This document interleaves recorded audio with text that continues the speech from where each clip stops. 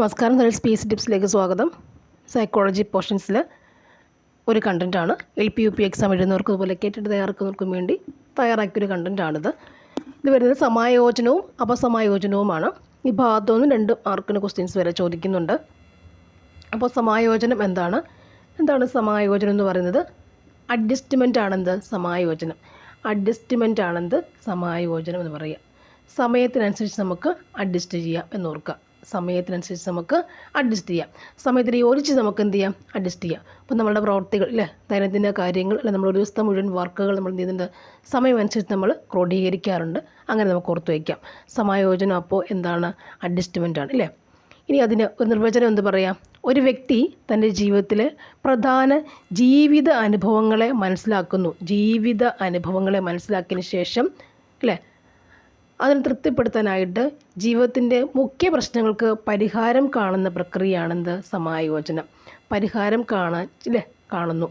ജീവിതത്തിൻ്റെ അനുഭവങ്ങളെ മനസ്സിലാക്കുന്നു. അതിനുശേഷം എന്താ ചെയ്യുക? അങ്ങനെ അവരെന്ത് ചെയ്യുന്നു? ജീവിതത്തിൻ്റെ മുഖ്യ പ്രശ്നങ്ങൾക്ക് പരിഹാരം കാണുകയും ചെയ്യുന്നതാണെന്ത്? സമായോജനം. അഡ്ജസ്റ്റ്മെൻറ്റ് അതാണ്.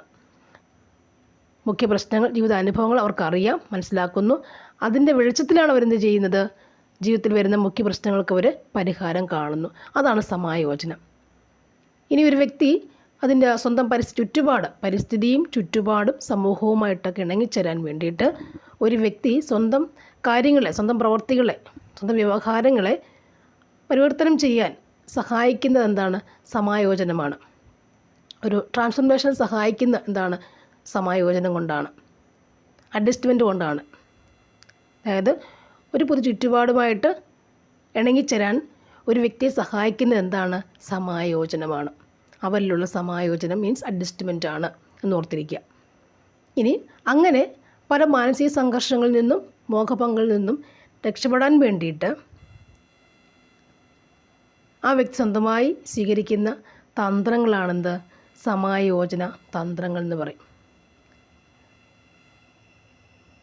ഒരു വ്യക്തി സ്വയം സ്വീകരിക്കുന്ന തന്ത്രമാണെന്ത്? സമായോജന തന്ത്രം. എങ്ങനെ? തൻ്റെ മാനസിക സംഘർഷങ്ങളിൽ നിന്നും രക്ഷപ്പെടാനായി ആ വ്യക്തി സ്വയം സ്വീകരിക്കുന്ന തന്ത്രങ്ങളാണെന്ത്? സമായോജന തന്ത്രങ്ങൾ. അതിലൊന്നാണെന്ത്? പ്രക്ഷേപണം. ഫസ്റ്റ് വണ്ണാണ് പ്രക്ഷേപണം എന്ന് പറഞ്ഞാൽ. എന്താണ് പ്രക്ഷേപണം എന്ന് പറയുന്നത്? പ്രക്ഷേപണം എന്താണ്? സ്വന്തം പോരായ്മകൾ മറയ്ക്കാനായി, പോരായ്മകൾ മറയ്ക്കാനായി മറ്റുള്ളവരിൽ തെറ്റുകൾ ആരോപിക്കുന്നതാണെന്ത്? പ്രക്ഷേപണം. സ്വന്തം പോരായ്മകൾ മറയ്ക്കാനായിട്ട്, സ്വന്തം കഴിവുകേടുകൾ മറയ്ക്കാനായിട്ട് മറ്റുള്ളവരിൽ തെറ്റുകൾ ആരോപിക്കുന്നതാണെന്ത്? പ്രക്ഷേപണം എന്ന് പറയുന്നത്. അടുത്തതാണ് തദാത്മീകരണം, സാമ്യതപ്പെടുത്തുക എന്ന് പറയും.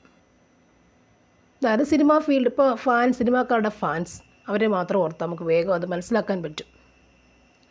അവരുടെ ആഹ്ലാദം നമ്മുടെ ആഹ്ലാദമാണല്ലേ, അവർക്ക് വിജയം ഉണ്ടാവും നമുക്ക് വിജയം ഉണ്ടാവും എന്ന് പറയുന്ന പോലെ ആ മാനസിക വ്യാപാരം ആ മാനസിക ഘട്ടം ഓർക്കുക. അപ്പോൾ ഒരു വ്യക്തി എന്താണ്?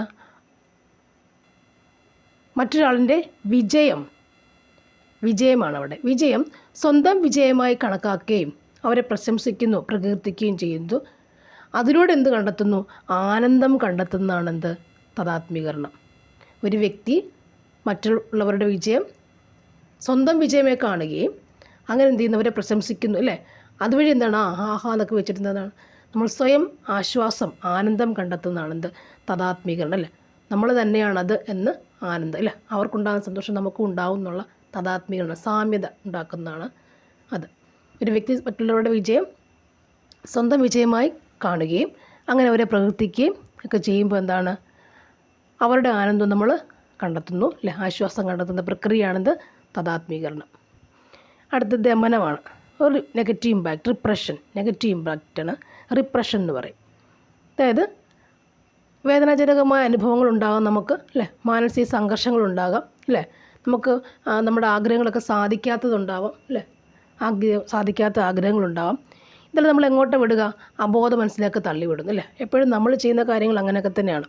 നമുക്ക് പല മോശം അനുഭവങ്ങളുണ്ടാകും വേദന ഉണ്ടാക്കാൻ അനുഭവങ്ങളുണ്ടാകും. നമ്മളൊന്നും ഓർക്കാറില്ല. പോസിറ്റീവ് ചിന്തിക്കുന്നത് നമ്മളൊന്നും ഓർക്കാറില്ല. നെഗറ്റീവ് കാര്യങ്ങൾ നമ്മളെന്താ ചെയ്യുക? നമ്മൾ അബോധ മനസ്സിലേക്ക് അങ്ങ് തള്ളിവിടും. ആ സംഭവമാണെന്ത്? ദമനം, റിപ്രഷൻ എന്ന് പറയും. ദമനം അബോധ മനസ്സിലേക്ക് നമുക്ക് ഇഷ്ടമില്ലാത്ത കാര്യങ്ങളൊക്കെ, വേദനയായാലും നമ്മുടെ മോഹഭംഗങ്ങളായാലും അല്ലേ, അതിനെയൊക്കെ നമ്മൾ എന്ത് ചെയ്യുന്നുണ്ട്? അബോധ മനസ്സിലേക്ക് തള്ളിവിടുന്ന പ്രക്രിയയാണെന്ത്? ദമനം. അത് ചോദിച്ചിട്ടുള്ള ക്വസ്റ്റ്യനാണ്. ഇങ്ങനെയായിരുന്നു ചോദ്യം. ഫ്രോയിഡിയൻ വീക്ഷണം അനുസരിച്ച് അക്ഷരപ്പിഴവുകൾക്കും നാക്കുപിഴവുകൾക്കും കാരണം എന്താണ്? ദമനമാണ്. അതെന്ന് പറയുമ്പോൾ അക്ഷരപ്പിഴ നമ്മുടെ മനസ്സിൻ്റെ നിലയാണത് അല്ലേ, എനർജി കുറവുള്ള നിലയാണത്. അപ്പോഴും അങ്ങനെ സംഭവിക്കാം. അടുത്തതാണ് യുക്തീകരണം എന്ന് പറയും. യുക്തീകരണം, അതായത് യുക്തി പ്രയോഗിക്കുക അല്ലേ, ആ യുക്തിയല്ല ഇവിടെ. അതായത് ഒരു പരാജയം ഉണ്ടാകുമ്പോൾ തെറ്റായ ന്യായീകരണം കണ്ടുപിടിച്ചിട്ട് നമ്മൾ ആശ്വാസം കണ്ടെത്തുന്നു അല്ലേ. എൻ്റെ കാരണം കൊണ്ടല്ല അങ്ങനെ സംഭവിച്ചത്, മറ്റൊരു കാരണം കൊണ്ടാണെന്ന് പറഞ്ഞ് നമ്മൾ ആശ്വാസം കണ്ടെത്തും അല്ലേ. അപ്പോൾ നമ്മൾ പരാജയപ്പെട്ടു, സംഭവം എന്താണ്? നമ്മുടെ കുഴപ്പമാണെന്ന്. പക്ഷെ നമ്മൾ അംഗീകരിക്കില്ല, നമ്മുടെ മനസ്സ് അംഗീകരിക്കില്ല. നമ്മൾ എന്ത് ചെയ്യുന്നുണ്ട്? അത് ഇന്നത് കൊണ്ടായിരിക്കാം അല്ലേ, മറ്റ് തെറ്റായൊരു ന്യായീകരണം കണ്ടുപിടിച്ചിട്ടല്ലേ, മറ്റൊരു കാരണം കൊണ്ടാണ് അത് സംഭവിച്ചത്, ശരിക്കും ഞാൻ അങ്ങനെ അല്ലായിരുന്നു. അപ്പോൾ പരാജയം സംഭവിക്കുന്നത്, പക്ഷെ നമ്മൾ എന്താ ചെയ്യുന്നത്? അതിനെ തെറ്റായ ന്യായീകരണം കണ്ടുപിടിച്ച് നമ്മൾ സ്വയം ആശ്വസിക്കില്ല. നമ്മുടെ മനസ്സ് എപ്പോഴും അങ്ങനെയാണ്. പരാജയം വന്ന് നമ്മൾ എന്ത് ചെയ്യുന്നുണ്ട്? കുഴപ്പമില്ല, അതുകൊണ്ടായിരിക്കുമല്ലോ അങ്ങനെ സംഭവിച്ചത്, അതുകൊണ്ടാണ് അങ്ങനെ സംഭവിച്ചത് നമ്മൾ സ്വയം ന്യായീകരിക്കും. അങ്ങനെ നമ്മൾ ആനന്ദം കണ്ടെത്തും അല്ലേ.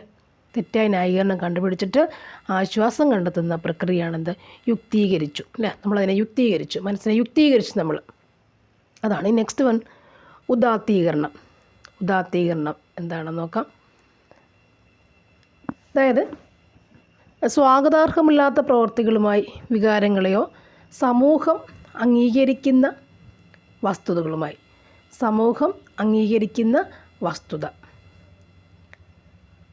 അതിനെ കോർത്തിണക്കി അല്ലേ മറ്റൊരു രൂപത്തിൽ അവതരിപ്പിക്കുന്ന പ്രക്രിയയാണെന്ത്? ഉദാത്തീകരണം.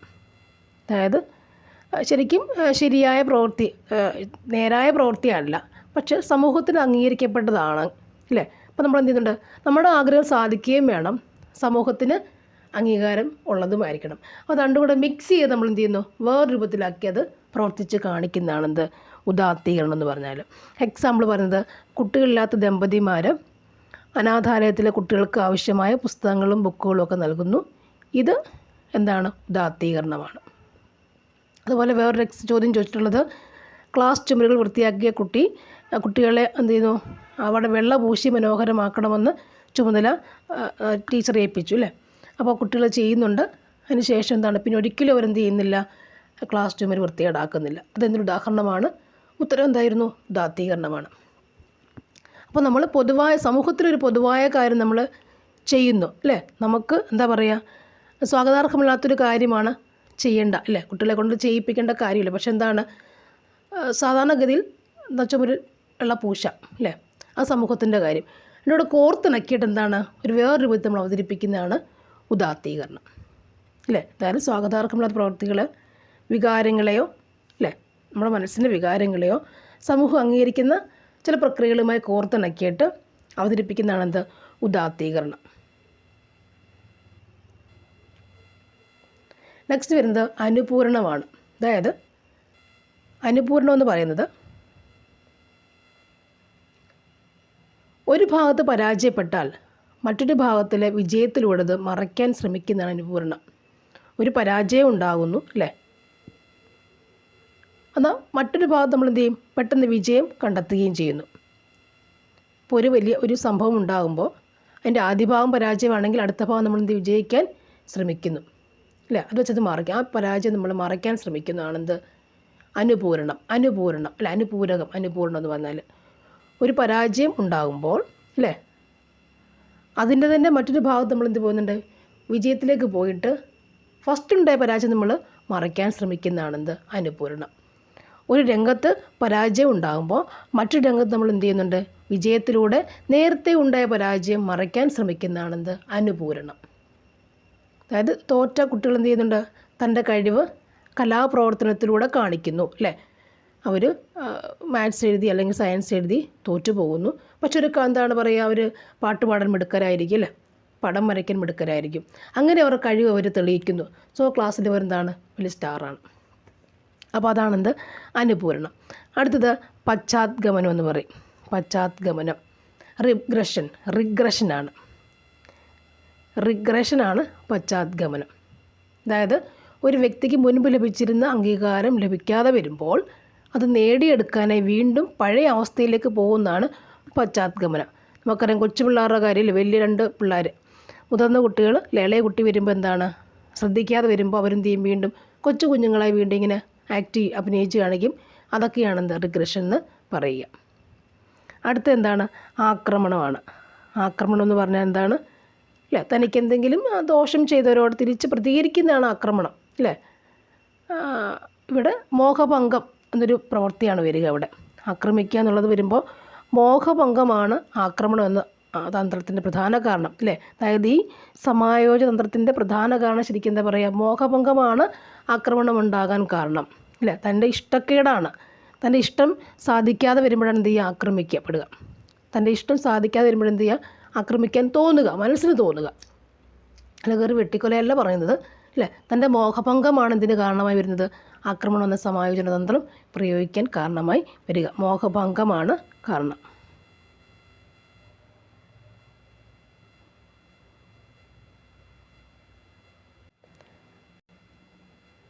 അടുത്താണ് അപസമായോജനം. അവിടെ ഒരു വ്യക്തി പരിസ്ഥിതിയുമായോ ജീവിത സാഹചര്യങ്ങളുമായോ ഇണങ്ങിച്ചേരാത്തതാണെന്ത്, അപസമായോജനം. അഡ്ജസ്റ്റ് ചെയ്യാൻ കഴിയാത്തതാണെന്ത്, അപസമായോജനം. ഇണങ്ങിച്ചേരാൻ കഴിയാത്തത്, അത് പ്രത്യേകം ഓർക്കുക. ഇണങ്ങിച്ചേരാൻ കഴിയാത്തതാണെന്ത്, കഴിയുന്നില്ല. ഇണങ്ങിച്ചേരാൻ കഴിയാത്തതാണെന്ത്, അപസമായോജനം. ഒരു വ്യക്തി പരിസ്ഥിതിയുമായോ ജീവിത സാഹചര്യങ്ങളുമായോ ഇണങ്ങിച്ചേരാൻ കഴിയാത്തതാണെന്ത്, അപസമായോജനം. എന്ന് വെച്ചാൽ മാൽ അഡ്ജസ്റ്റ്മെൻറ്റ്. ആ വ്യക്തി സ്വന്തം പ്രശ്നങ്ങൾക്ക് തെറ്റായ രീതിയിൽ പരിഹാരം കണ്ടെത്താൻ ശ്രമിക്കുന്നുണ്ട്. എങ്ങനെയെങ്കിലുമൊക്കെ പരിഹാരം, അല്ലേ, എങ്ങനെയെങ്കിലുമൊക്കെ പരിഹാരം കണ്ടെത്താൻ ശ്രമിക്കുന്നതാണെന്ത്, അപസമായോജനം എന്ന് പറഞ്ഞത്. അങ്ങനെ വരുമ്പോൾ അതിനകത്ത് 2 കാര്യങ്ങളാണ് വരിക. ഒരു വ്യക്തിയിൽ അങ്ങനെ അപസമായോജനം ഉണ്ടാകുന്നത് തെറ്റായ കാര്യത്തിലൂടെ നമ്മൾ എന്ത് ചെയ്യുന്നുണ്ട്, ആവശ്യങ്ങൾ നിറവേറ്റുന്നു. അപ്പോൾ 2 രീതിയിലാണ് എന്ത് വരിക, ആ വ്യക്തിയിൽ അപസമായോജനം ഉണ്ടാകുന്നത്. ഒന്ന് മോഹഭംഗം, ഫ്രസ്ട്രേഷൻ. പിന്നെ മാനസിക സംഘർഷം, കോൺഫ്ലിക്റ്റ്. മാനസിക സംഘർഷം, ഫ്രസ്ട്രേഷൻ ഉണ്ടാകുന്നുണ്ട്, മാനസിക സംഘർഷം. ഇത് രണ്ടും എന്തിന് കാരണം, അപസമായോജനം ഉണ്ടാകുന്നുണ്ട്, അല്ലേ. ഒരു വ്യക്തിയിൽ അപസമായോജനം ഉണ്ടാകുന്ന 2 തരത്തിൽ എങ്ങനെയൊക്കെ ഉണ്ടാകാം. അതായത് മാൽ അഡ്ജസ്റ്റ്മെൻറ്റുകൾ, അല്ലേ, ഒരു തരത്തിൽ ആ വ്യക്തി അഡ്ജസ്റ്റ് ചെയ്യില്ല. അതിന് കാരണം എന്താണ്, ഒന്ന് മോഹഭംഗം എന്ന് പറഞ്ഞു കഴിഞ്ഞാൽ ഫ്രസ്ട്രേഷനാണ്, പിന്നെ മാനസിക സംഘർഷവുമാണ്. ഇത് രണ്ടും എന്താണ്, അപസമായോജനം ഉണ്ടാകാനുള്ള കാരണങ്ങളാണ്. അതായത് ഒരു വ്യക്തി എൻ്റെ ലക്ഷ്യോന്മുഖമായ പ്രവർത്തികൾക്ക് തടസ്സമുണ്ടാകുന്ന പാരിസ്ഥിതികമായിട്ടുള്ള തടസ്സങ്ങളോ അല്ലെ സാമൂഹ്യ നിയന്ത്രണമോ ഒക്കെ വരുമ്പോൾ എന്താണ്, അതൊക്കെ എന്തിന് കാരണമാകും, മോഹഭംഗത്തിന് കാരണമാകും, അല്ലേ. വ്യക്തിയുടെ പോരായ്മകളോ സാമൂഹിക നിയന്ത്രണങ്ങളൊക്കെ വരുമ്പോൾ എന്താണ്, മോഹഭംഗം ഉണ്ടാകും, അല്ലേ, ശരിക്കും. ഇനി ആ ഒരു വ്യക്തിയിൽ വ്യക്തമായ എന്താ പറയുക, 2 ആഗ്രഹം ഉണ്ടാകുമ്പോഴുള്ള മുറുക്കം, അല്ലേ. ഇപ്പോൾ വ്യത്യസ്തമായ രീതിയിൽ ആഗ്രഹം ഉണ്ടാകും. എനിക്ക് ഇന്നതാകണം, എനിക്ക് അതുവാകണം, എനിക്ക് ഇതുവാകണം, ഇല്ലേ. എനിക്ക് അവിടെ പോവുകയും വേണം, എനിക്ക് ഇതാകുകയും വേണം. അപ്പോൾ അങ്ങനെ വ്യത്യസ്ത രീതിയിലുള്ള 2 ആഗ്രഹം ഉണ്ടാകുമ്പോൾ അതാണെന്ത്, മാനസിക സംഘർഷം. ഒരു വ്യക്തിയിൽ വ്യത്യസ്ത രീതിയിലുള്ള 2 ആഗ്രഹം ഉണ്ടാകുമ്പോൾ, അല്ലേ, അങ്ങേയറ്റവും ഇങ്ങേയറ്റവും ഒരിക്കലും അങ്ങോട്ടും ഇങ്ങോട്ടും എത്തിപ്പിടിക്കാൻ പറ്റില്ല. അവിടെയാണെന്ത് പറയുക, മാനസിക സംഘർഷം, അല്ലേ. അങ്ങനെ ഉണ്ടാവാൻ പാടില്ല. ഒരേ ലെവലിൽ തന്നെ നമുക്ക് അതാണെങ്കിൽ അത് മാത്രം മതി എന്നുള്ളതാണ്. പക്ഷെ അത് പറ്റില്ലല്ലോ. അങ്ങനെ ഉണ്ടാകുമ്പോൾ 2 ധ്രുവങ്ങളിലുള്ള ആഗ്രഹങ്ങളാണ് നമ്മൾ സ്വീകരിക്കുന്നതെങ്കിൽ രണ്ടോട് ഒന്നിച്ചുകൊണ്ടോ നമുക്ക് പറ്റത്തില്ല. അതാണെന്ത്, മാനസിക സംഘർഷം എന്ന് പറയുന്നത്.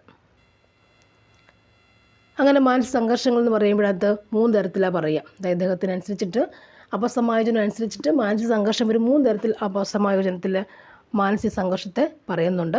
ഒന്നെന്താണ്, സമീപന സംഘർഷം. ഒരേപോലെ ഇഷ്ടപ്പെടുന്ന അല്ലെങ്കിൽ ഒരേപോലെ 2 കാര്യം ഇഷ്ടമുള്ള 2 കാര്യങ്ങൾ ഒരേപോലെ ഇഷ്ടമുള്ള 2 കാര്യങ്ങളാണെന്ത്, സമീപന സംഘർഷം. ഒരേപോലെ ഇഷ്ടമുള്ള കാര്യങ്ങൾ, അല്ലേ. ഇത് നമുക്ക് ഒന്ന് തിരഞ്ഞെടുത്താൽ മതി എന്ന് പറയുമ്പോൾ നമുക്ക് എന്താ പറയുക, അതാണെന്ത്, ആ മാനസിക സംഘർഷമാണ് സമീപന സംഘർഷം. ഒരേപോലെ നമ്മൾ ഇഷ്ടപ്പെടുന്ന 2 കാര്യങ്ങളിൽ ഏതെങ്കിലും ഒന്ന് നമുക്ക് തിരഞ്ഞെടുക്കേണ്ടി വരുന്നു, അല്ലേ. ആ സാഹചര്യം നമ്മുടെ മനസ്സിൻ്റെ ആ സംഘർഷമാണെന്ത് ഇല്ല അപ്പോഴും സംഘർഷമല്ലേ ഉണ്ടാകും നമുക്ക്.